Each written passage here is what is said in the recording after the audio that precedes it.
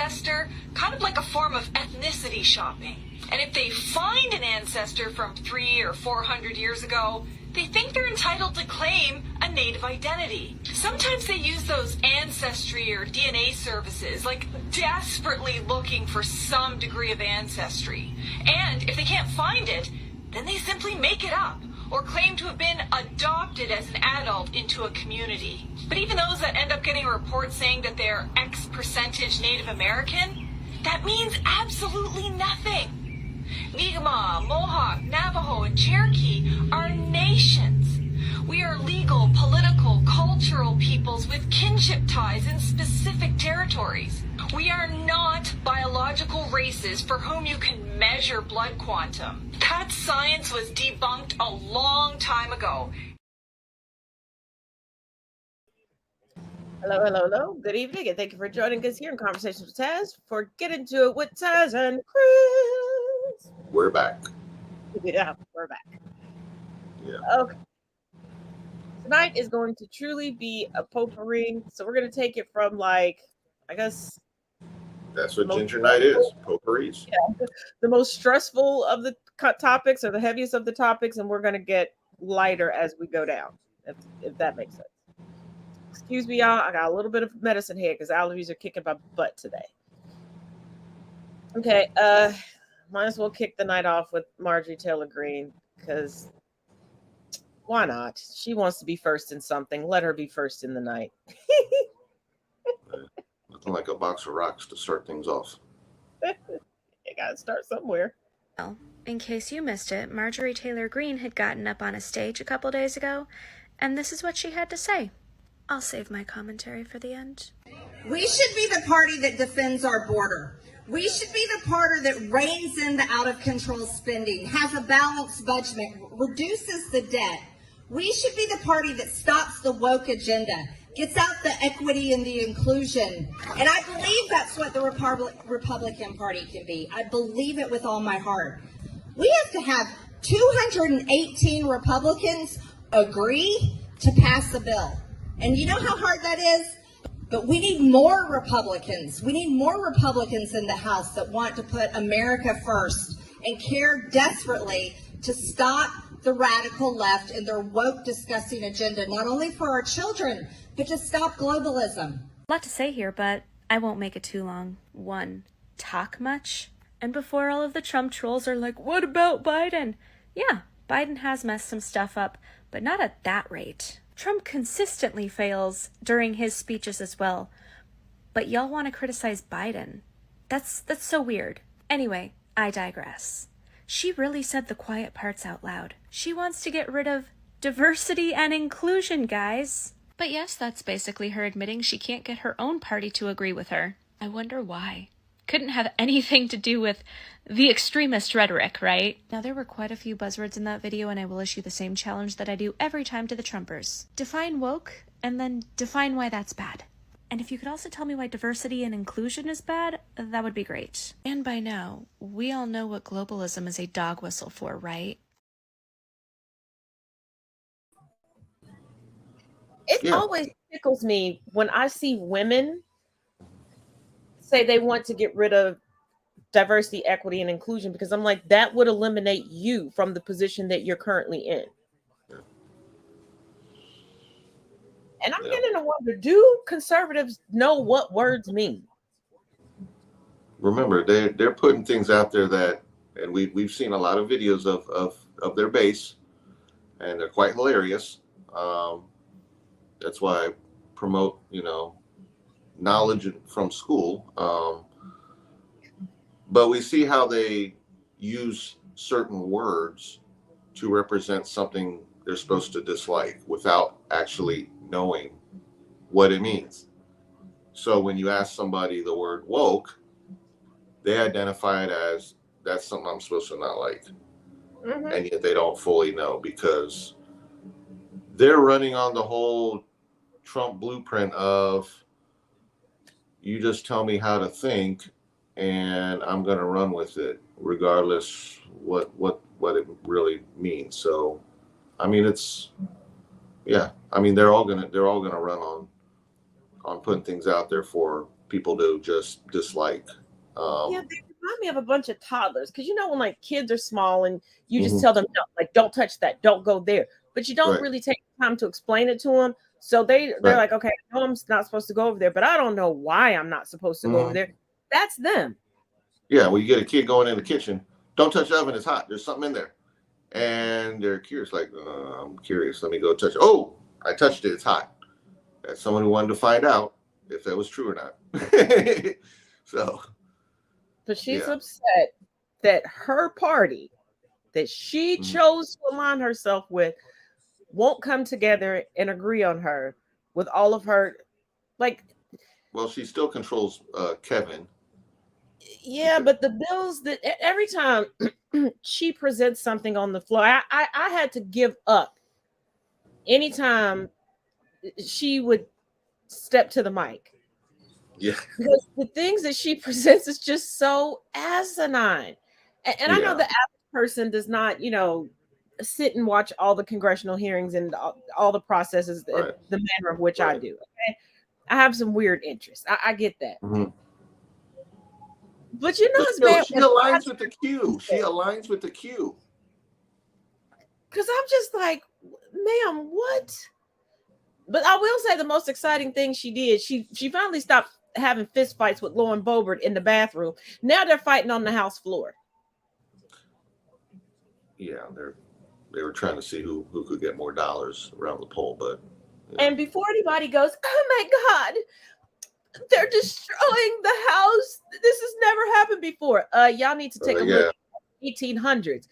Congressmen used to go in and lay hands on each other. Okay, when they said on site, they meant on site. If you didn't agree with somebody's bill, trust and believe they Mhm. was running up on you and they was giving you the skippity paps. That I mean, they're doing it in the state houses. You can go around each state. I mean, it's not just in Washington. They've spread this ball game out. It's city to city, town to town, big, small, rural, urban. You name it. They're taking things down. That's why they literally want everything to go back to the states. Um, I mean, they're doing enough damage in Washington, but they want things back to the states where they're going to control things in the school system, things in the voting system.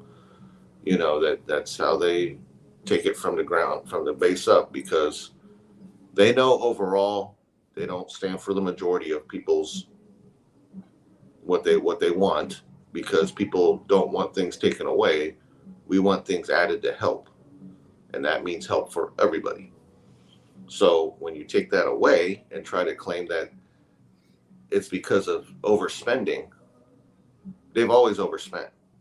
So it's not the fact that they're the ones that are, hey, we're watching your money. No, because you can look at numbers. It's they try to blame it on the liberals. You can look at history. They've spent big. So they can't put that on the left when they're just doing it for things that you don't see. That's the difference. When you're spending on roads and bridges and they're spending on helping buddies, or sending money over here or over there, yeah, people in everyday walks of life aren't going to see that money affect them at all. So they don't see that spending. exactly. Yeah, I'm all for spending on other things. I mean, there's a lot of things that have just gone old. I mean, things have to be replaced just like anything else. You're going to have to spend for that. And the Somebody thing does that at some gets me point. the most is that so many conservatives don't Mm-hmm. understand that when the GOP is putting on all of these frivolous hearings and dragging Mm-hmm. people, they're paying for that as well. And I'm like, yeah, this is why they can't make budget. Right. They're getting paid to sit there Mm-hmm. and do nothing but entertain you like a circus.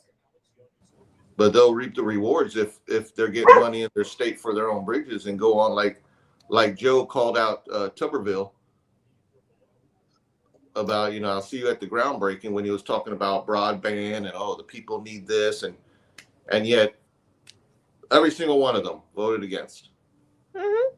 So yeah.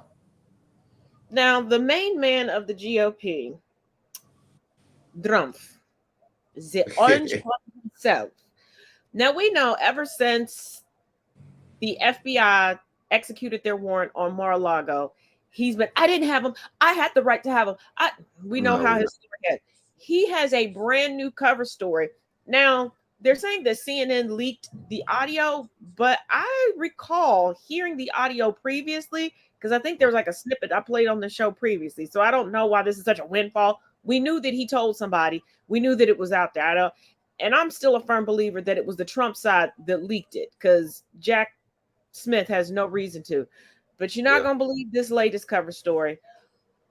Jerry. Trump is admitting that he's a liar. Take a look. Trump has now reversed course on his excuses and his cover story in regard to the leaked audio that features him incriminating himself while showing classified documents pertaining to foreign policy in regard to Iran during a meeting back in 2021. Now, previously, he's like, I didn't have any classified documents. I was showing them newspaper articles, even though in the recording you can hear him say, this is top secret, this is classified. I could have declassified it as president, can't declassify it now. Well, now he says something completely different. According to a Mediaite headline, Trump reverses course, now claims he wasn't actually showing Iran battle plans on infamous recording. It was just bravado. I said it earlier in today's show. I said they're going to Trump's well-known liar defense. Hannity did it, Newsmax anchor did it, now Trump himself is doing it. Well, you know, I waved the documents around. I say there were documents to invade Iran. But remember, I'm a well-known liar. Yeah. So I was just lying to them. They weren't actually those documents. It was bravado. Now Trump is trying a new strategy by claiming that he was lying. Told you. On the recording. And here's what he said, quote, I would say it was bravado. If you want to know the truth, it was bravado, Trump told Semaphore and ABC News on board his plane on Tuesday. He also said, I was talking and just holding up papers and talking about them, but I had no documents. I didn't have any documents. Listen, this issue can be investigated very easily. He had two of his staffers there, and he also had the individual writing his former chief of staff, Mark Meadows' memoir there.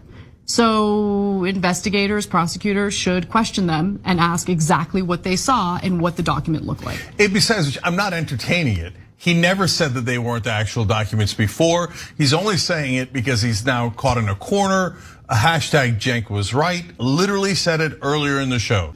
Look, guys, they get, as Trump is more and more clearly guilty, they go to like more and more absurd defenses.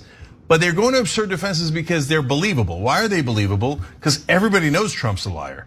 So that's why Hannity was like, well, you don't know that he wasn't lying back then. But by the way, if that's true, Hannity and Trump, how do we know you're not lying now? Insanity defense? Maybe. At the very end, Maybe. If he's really cornered, that will be the last thing that they try. Hear me now, quote me later. They even teased it a couple of times during the impeachment, but then they realized, oh my gosh, these Democrats are so weak. They're not even gonna come close to actually getting us kicked out of office. Roger Stone hinted at it. So, and again, the reason you'd go to that is because it's a little believable. I mean, he's because he is a erratic. little nuts, right? Trump stated he was simply holding up random papers. Quote, I just held up a whole pile of, my desk is loaded up with papers. I have papers from 25 different things, he said. A reporter asked the former president if he regretted how he handled classified documents upon leaving the White House. He responded by saying, no, I have no regrets. I didn't have a classified document. There was no classified document on my desk. Okay, but listen, guys, when you try, that's fine. And it doesn't matter. They need to give MAGA the thinnest little read. Even the thinnest. If they tell MAGA, oh, come on, guys, you can't believe Trump. Trump's a dumbass liar. That's why he was lying to the people that came to his office. They're like, good enough, not guilty, not guilty. But in this case, MAGA's not the relevant thing. Right. The court is, Yes. right? And when you go into court and you say, well, I was lying back then, the jury goes, so you just admitted you're a liar. Okay. Okay, that's not gonna play well. It just isn't. Yeah. Throwing things against the wall to see what sticks. that works for his fan base because, like we say, anything that comes out of his mouth, they're going to believe it regardless because they don't. Common sense does not grow in their garden at all. And I keep saying this: Trump holds water about as well as a colander, not at all. And he's going to brag about things, just like the young National Guardsman that was stealing classified information just to be able to brag on the internet to make friends. That's Trump. Trump's like, see, I still have this power. Trump, you don't even have security clearance any longer. No. When Biden took office, he stripped you of your security clearance, where every other former president gets daily briefings, but you don't, because everyone knows. That's dangerous. First of all, after somebody explains to you what it means, you're going to be on the first thing smoking a phone to get on Truth Social and then call up everybody and go, look, see, I still know. He's an incessant narcissistic toddler. He's like that on the playground that has to prove that his toys are the biggest and baddest out of everybody's. When he was president, they even talked about how he didn't care about briefings. He didn't care about his job. So the fact of him getting information that is vital to national security is dangerous because he's not looking at things for the well-being of this country. He's looking at it as a personal gain. This is property to me. I can use it maybe when needed. That's dangerous. That's national security risk. So yeah, he should not have any of that. Yeah, he can't be trusted. We know that. He can't be trusted. He can't be. At this point, I wonder if Melania at this point, I'm questioning if Melania even gives him like the security code to the room.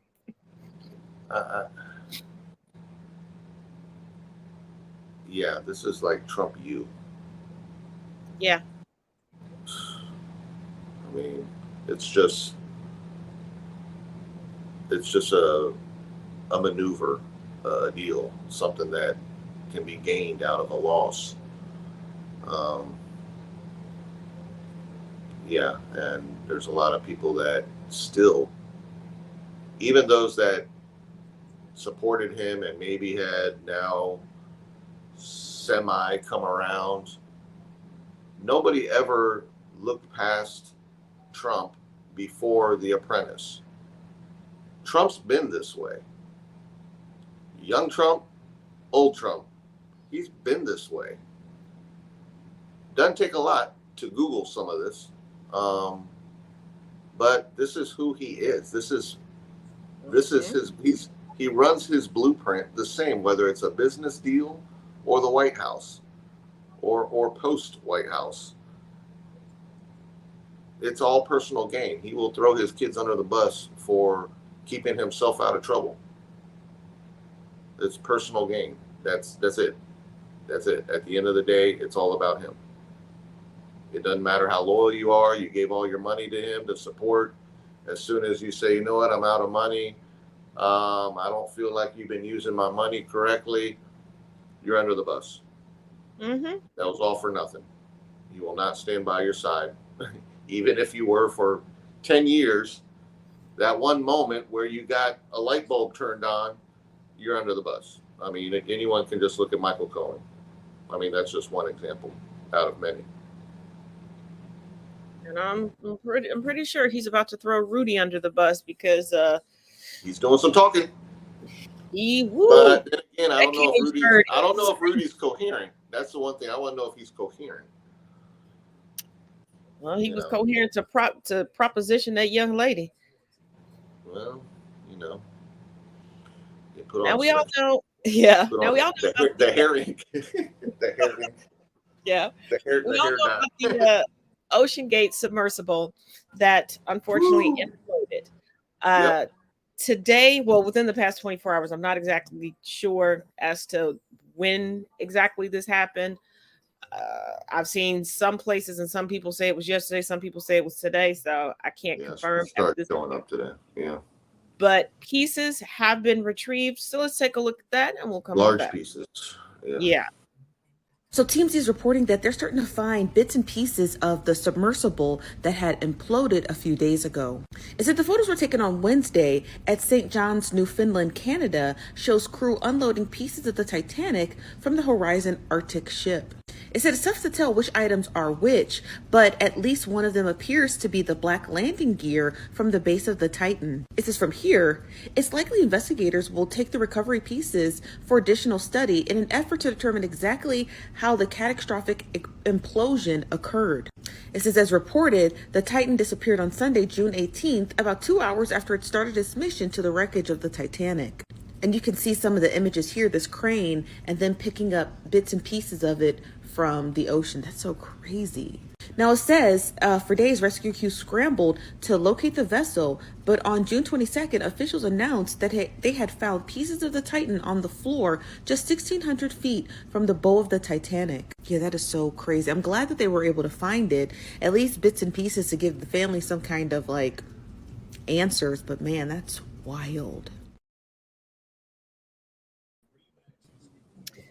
Given that these pieces are covered, I know that when we originally heard the news, there were a lot of people who were speculating that not only what did it implode, but it exploded, which was a possibility. But to see that it just simply imploded and pieces, we don't know if the pieces fell off because of the implosion or if they were releasing things in order to ascend back up. And you have to ascend at a certain rate to avoid different Otherwise, circumstances. But to see that it just imploded,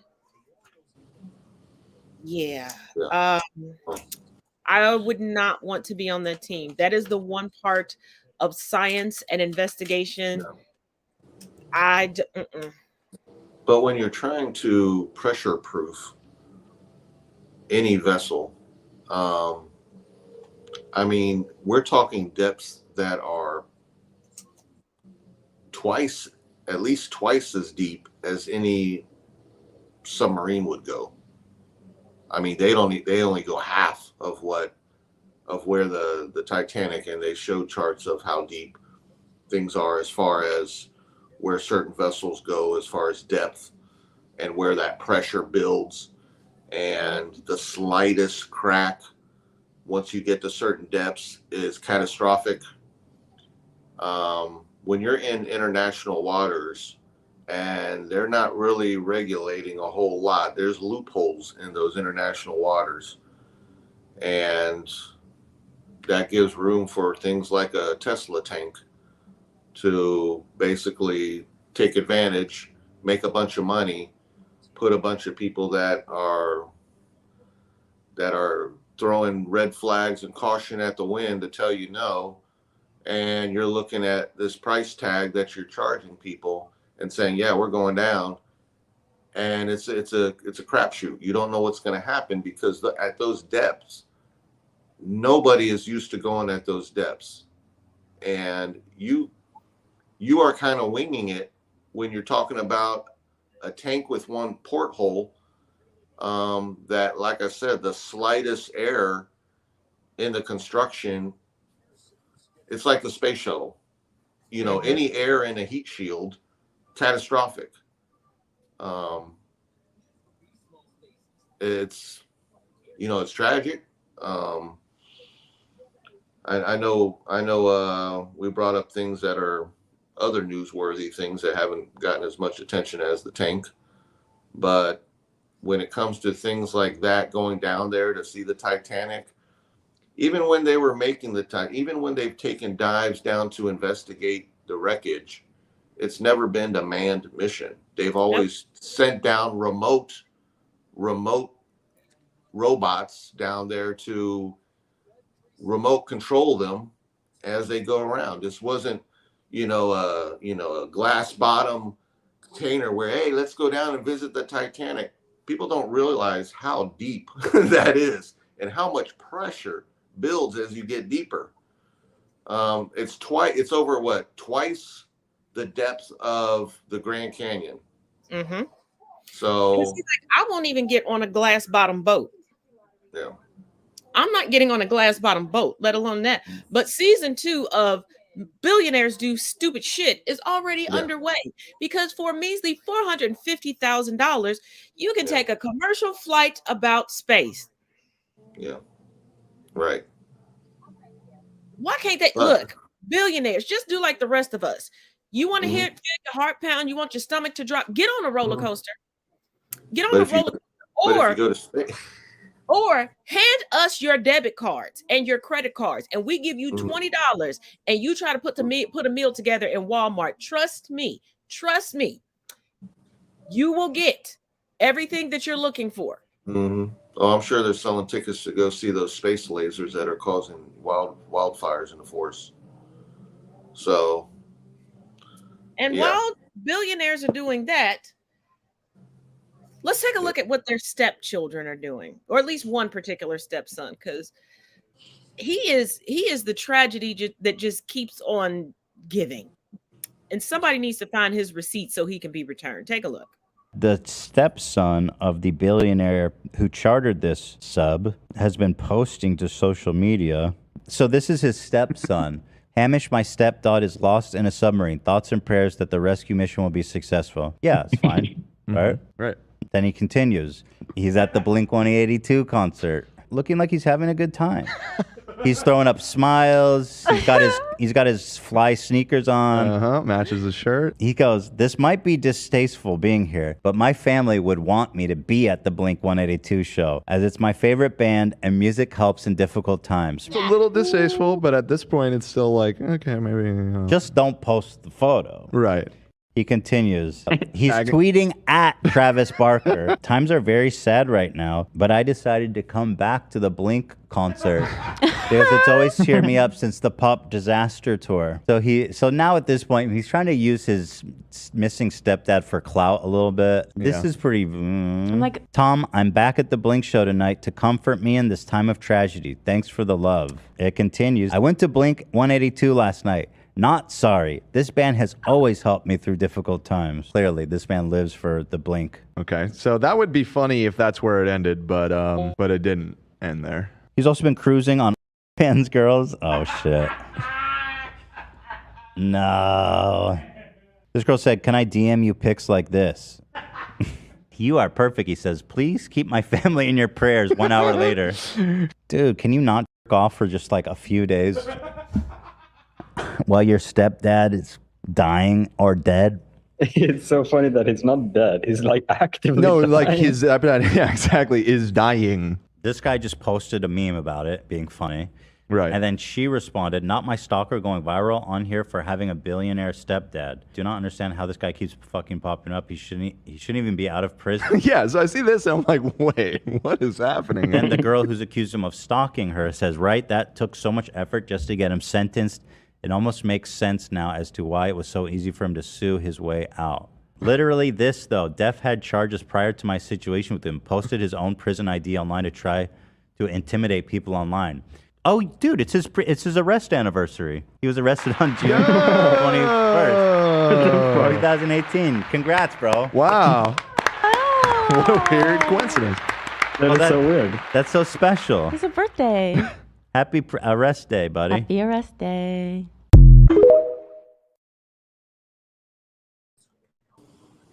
Oh, man. Once again, money does not equate to intelligence or being a good person at all. I wonder if he's going to move to the voting district where MTG is. Wouldn't put it past him.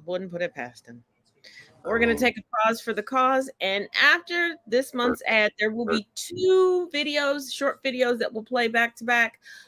These are videos that were requested not last week, but the week before. I did find them. And I have to be a little cheeky when it comes to my co-host here. You'll understand when you see the second video. See you in 2 and 2. I don't dance, I just float.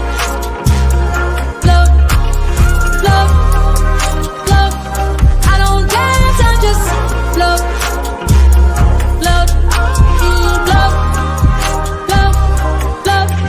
I just float. feather, I'm light as a feather, yeah, baby, I float.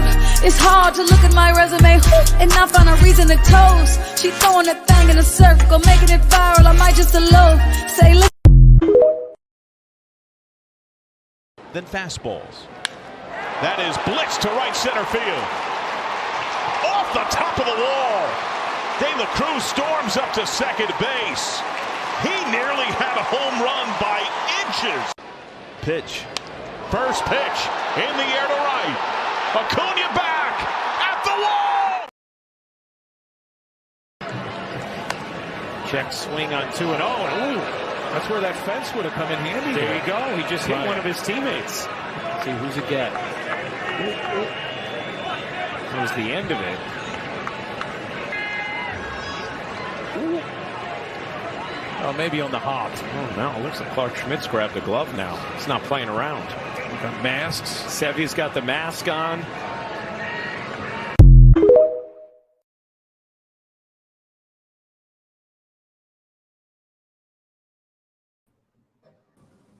We just had a Cincy Yankee moment, a Reds Yankee moment, but yet somehow the Yankee moment wasn't Home Run City. It was something else we're showing. But look, my main man Aaron Judge is still hurt. We're struggling. We're sensitive right now. The Reds. Surprising everybody. All my teams. I'm sensitive about all my teams because they usually suck. Okay, I mean, the Reds going from last to first. That's kind of like a Bengals story. It's like, who knew? Like, Bengals aren't the only show in town now. Wait, hold on. We got Joe Cool. FC's doing good. Is Joe Cool in the outfield for the Reds with Jamar Chase catching flies? Pretty much. I'm like, do we have a Hoosh sighting? Now, for this next video, I'm not going to cut us from the stream because it's only like 25 seconds. But if you're a Spurs fan or you've seen the Spurs play, there is one question that's been boggling everybody's mind. Exactly how tall is Victor? We finally have an answer. Breaking news, we finally have an official measurement for Victor Wembanyama. Now, the #1 overall pick has been listed from anywhere between 7'2" to 7'5", but up until today, there had been no official NBA measurement for him. The San Antonio Spurs announced that Wemby's official height is 7 feet, 3.5 inches, and that is without shoes. And this is actually a ½ inch taller than Wembanyama said that he was back in October. So call me crazy, but is Wemby still growing? I mean, he might be still really? growing. Yeah. Jesus Christ. I mean, they had a picture of him next to the old Spurs greats, David Robinson, Tim Duncan. He makes them look like guards. I mean, and they're tall. They're not short guys. Those are like 7 feet guys, close to it. And he dwarfed them. And yet the guy plays like a guard. Like, it's like taking Kevin Durant's game and adding a whole lot more inches to it. It's like, it's very interesting to watch. The potential is scary because, yeah, he hasn't done this at the pro level yet, but the skills are scary because if they do translate into the pro game, what do? You got nobody that can guard them, period. No one. I mean, not even Kevin Durant, not even the tallest people in the NBA could guard them. Yeah. So. And I think about it, he could very well legitimately still be growing. Because my mother and my youngest brother grew until the age of 25. Because when my mother was married, and nobody believes until I go to my dad's house and crack out the pictures from their wedding. Mm-hmm. When they got married, my mother was the same height as me. When she passed away, she was 5'11". Yeah. I'm 5'4.5", by the way, y'all. You didn't have to tell everyone. No. I like the half. I like the half. Don't forget the half. Yeah, don't forget. You gotta give me my half. Now, some of you Just may have. throw in a, I want to hear someone throw in a 3/4. We always get halves. Throw in a 3/4. I tried to throw in a 3/4, and somebody corrected me and was like, "We measured you. It is not 3/4." That sounds like the tiny humans. Yeah, it was one of the tiny humans, is it? Yeah. But okay, I know some of you all have heard about the cage fight between Zuckerberg and Musk. Okay. And the way that Dana White has been trying to talk about this like it's a legitimate fight is funny. We all know it's a gimmick. We all know, come on, neither one of them can fight. We would just be watching them do like this. But y'all got to see this for yourself. Dana White. No, I just want to see one of those pro slap things that I want to see one of those on them. I don't know if they would actually whiff and miss. Yeah. That would be interesting. But here goes Dana. Sorry, Dana White, but this entire fight is a gimmick. The UFC head tried to say otherwise after he was criticized for hyping a potential Musk-Zuckerberg showdown, given he also recently said this. I'm not interested in the gimmick fight right now. I get why he's doing it, since he's right it would be a massive event. As society is broken. Just don't try to sell it to me like a legitimate sporting event, especially when you know I'm gonna watch anyway, no matter how many times I post, who cares, on Twitter and Facebook. I mean, can we just throw anybody in there? Because like, I'm up for Amber Heard versus Bobert.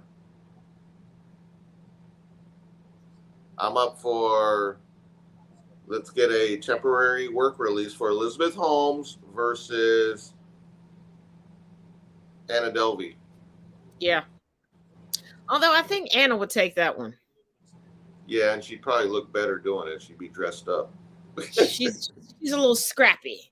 No, Anna would find somebody to dress up like her and do the fight for her. Yes, yeah. She'd be like, get me from this angle. Make sure you only get me from this angle. Yes. I'd like to see Melania and Ivanka.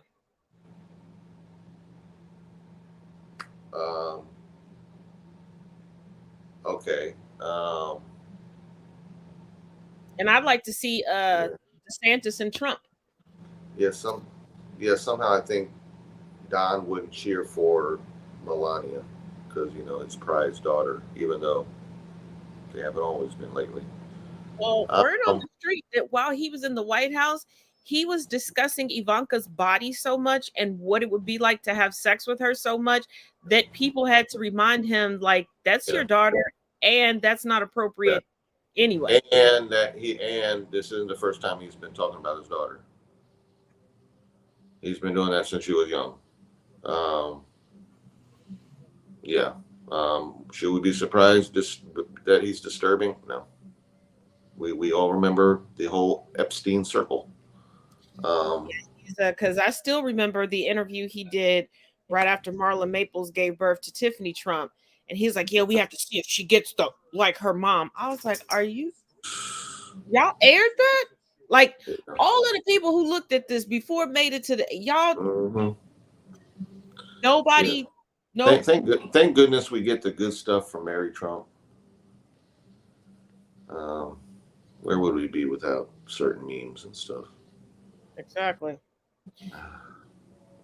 Now to round out the night.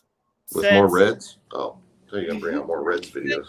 There's a writer's strike and the country is going to hell in a handbasket because of conservatives.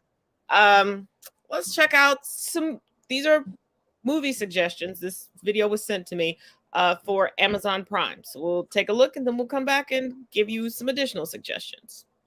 If you're looking for something to stream, here are 5 great movies that were recently added to Prime Video and are worth a watch whether you've seen them before or not.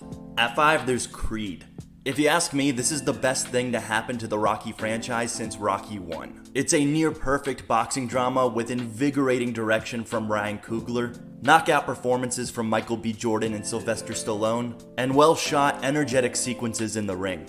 This is one of the finest sports movies of the 21st century so far. At 4, there's Interstellar. If, like me, you're trying to rewatch Christopher Nolan's filmography in preparation for Oppenheimer, then you can find this epic sci-fi adventure on Prime. This is a top 5 Nolan film in my opinion. It's mind-boggling both from a storytelling standpoint and from a visual standpoint. Matthew McConaughey serves as a strong protagonist, and Hans Zimmer provides one of the most amazing scores of his entire career. At 3, there's Dog Day Afternoon, a captivating biographical crime drama that's a suspenseful classic. Everything about it deserves to be praised, especially Al Pacino's performance. Every second he's on screen is a masterclass in acting, and the filmmaker behind this movie, Sidney Lumet, does an excellent job bringing the story to life and giving it the attention it deserves. At 2, there's Shaun of the Dead, an absolutely top-tier horror comedy. It hilariously pokes fun at zombie movies and genre tropes, while actually being a very entertaining and gruesome zombie film.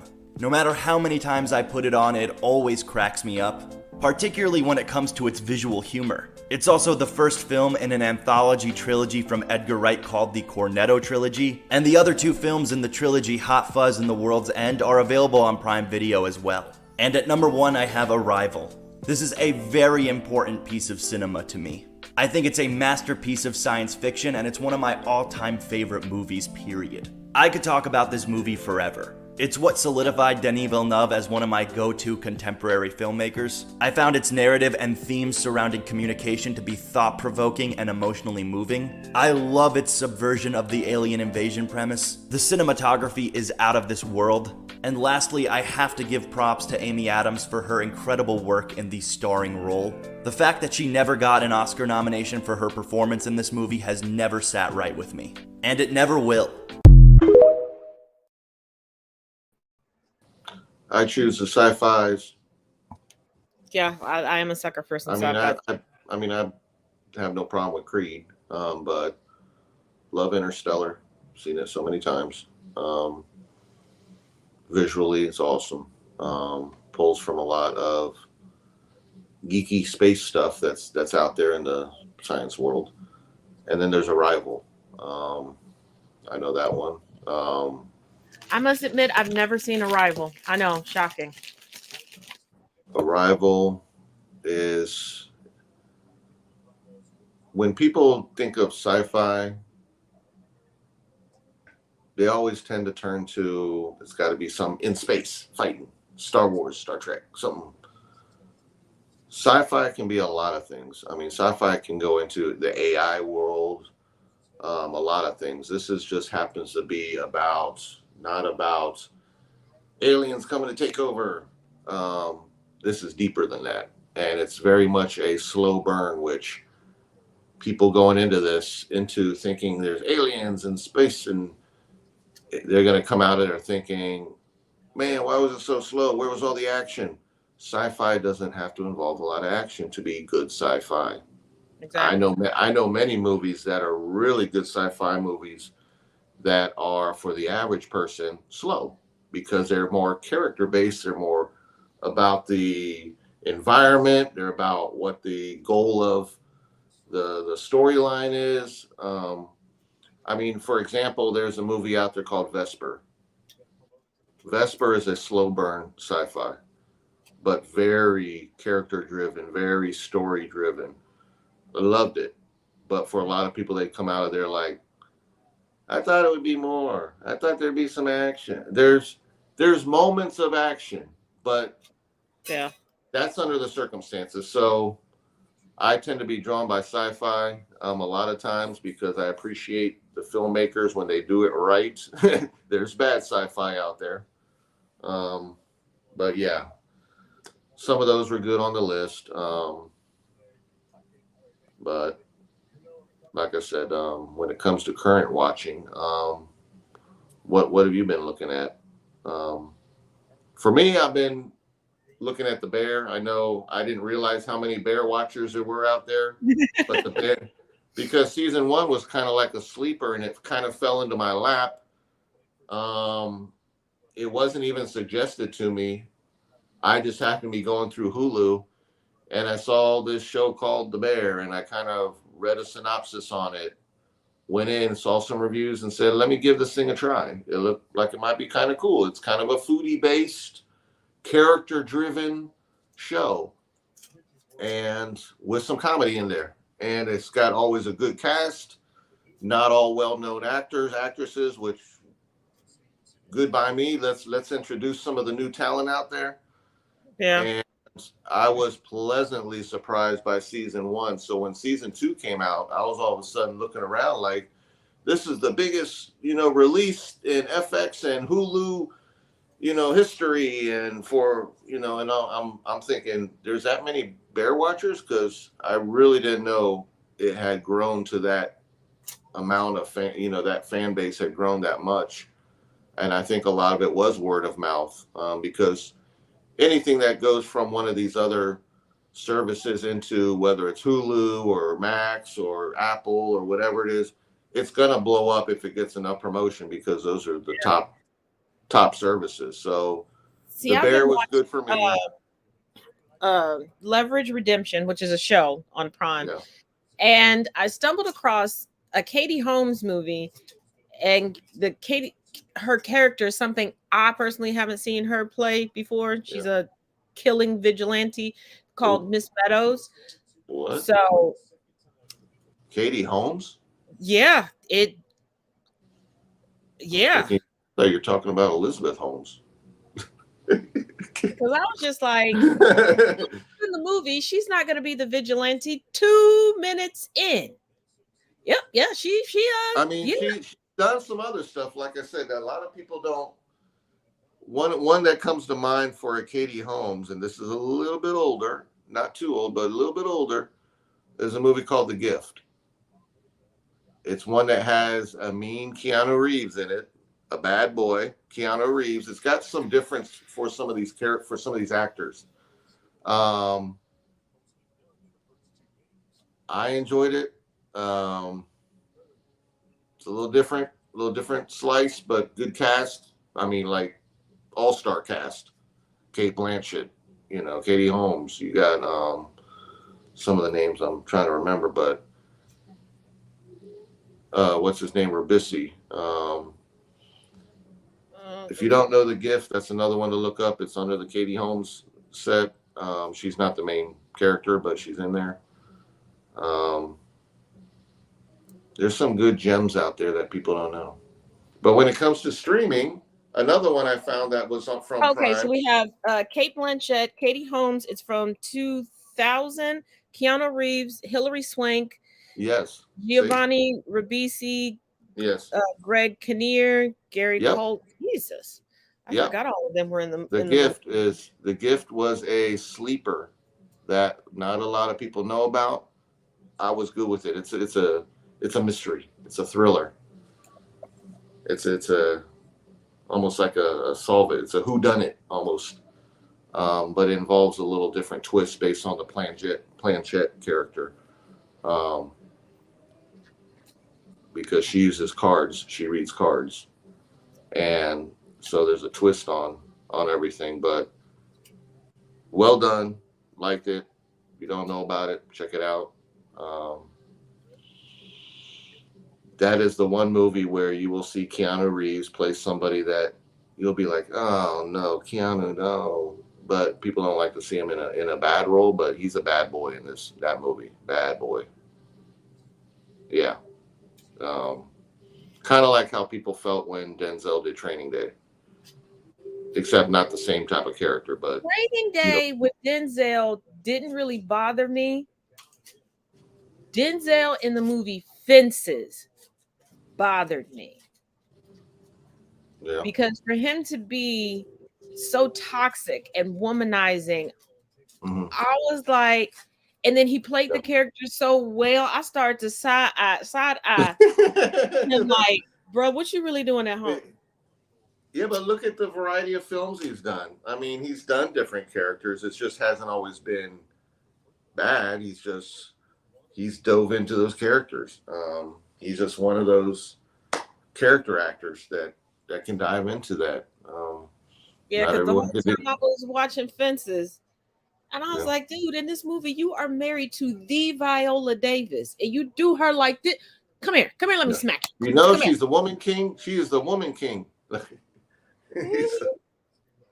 Yeah. But, So, yeah, but the other one on Prime, another sleeper is the show From, which is also came from MGM Plus. They give you a free season 1, even though there's 2 seasons. I had to do the trial with MGM because I was not going to stay at season 1 only. That's how I am when I dive into something. It is a.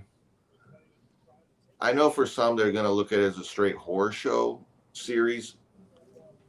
I tend to think of horror as more of a slasher. So for me, I look at it as maybe creepy in some areas. Like a thriller, maybe? It's more of a thriller mixed in with I know a lot of people directly compare it to the show Lost. It's kind of like, where are we? Where are these people? What's going on and around them? What's this environment they're in? Why are things happening? That type of show. It will hook you. It's not all fast paced. There's a lot of characters, you got to follow the characters because it's very important in the storyline. Even though people will call it a slow burn, you have to have character identities in order for you to invest in the show. Otherwise you won't care what happens to them. So they do have to do some setting up, but it will hook you, and love it. The main character in there, can never remember his name. He was part of the group in the movie Best Man. He was one of the friends. He did a great job as the lead. He's kind of the lead by default because this show is really about all the characters. But he's always the lead when you're talking about the show, probably because he probably got the biggest paycheck. But it's very good. Very good. And you don't have to be like, I hate horror stuff. No, it's not straight horror. No, you're not getting horror in your face every episode. But it's a real good build-up. It really makes you think, try to solve what is actually going on. I love those things. I love that too. Well, as always, thank you all for watching with us, and make sure you check out the links in the description of the video. And your final thoughts on the night, Chris? Whoops. And get some merch. Oh, yes, definitely get some merch. Yes.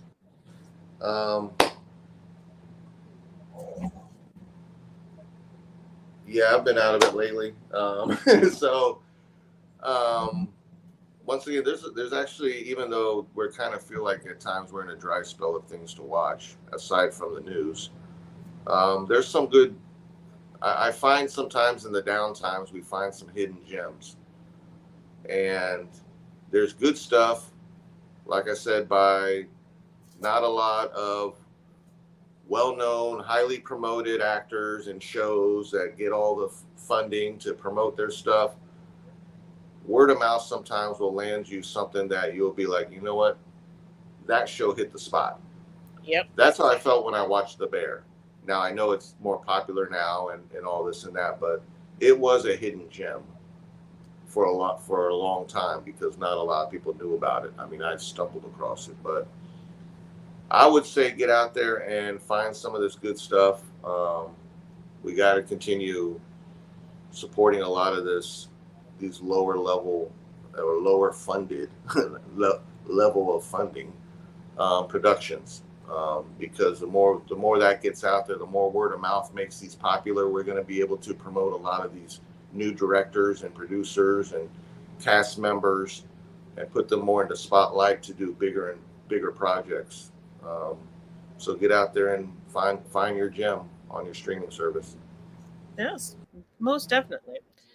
And my final thoughts for the night are, if you like the show, make sure you come back and subscribe. And if you're not reading my blog, why? That's very anti-Taz of you. But as always, each one teach one, each one reach one. See you all tomorrow.